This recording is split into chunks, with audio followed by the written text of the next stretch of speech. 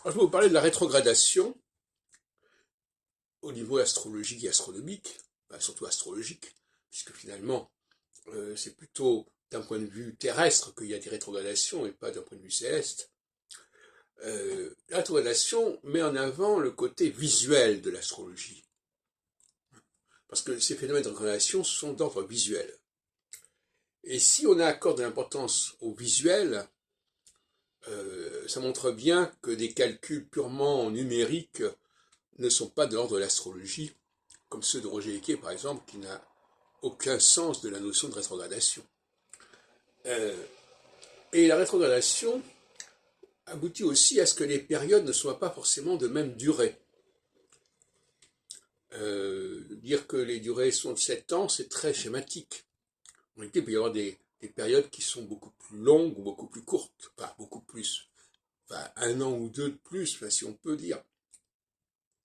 Et d'autre part, Saturne peut entrer dans une phase et en ressortir, et puis en re-rentrer.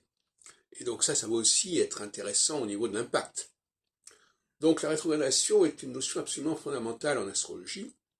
Et inversement, elle met elle met en avant le côté visuel, et par là même le fait que les planètes au-delà de Saturne, qui ne sont pas visibles à l'œil nu, échappent à notre avis complètement à l'astrologie, contrairement à ce que beaucoup d'astrologues croient pouvoir affirmer.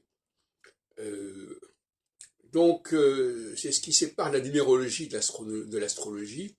La numérologie, elle est extrêmement comme ça, mathématiquement, géométriquement très précise, alors que l'astrologie, par le fait des rétrogradations, a quelque chose de beaucoup plus humain, beaucoup plus visuel, et ce n'est pas... Bon, il m'est arrivé évidemment de parler de période de 7 ans, de période de 15 ans, etc. Mais ça, c'est une façon un peu générale de parler des choses. Mais en réalité, il faut regarder les éphémérides avec plus de précision, n'est-ce pas? Et il faut regarder à quel moment il y a un R qui se pointe et que, au lieu d'aller dans le sens de la progression zodiacale, on va dans le sens inverse.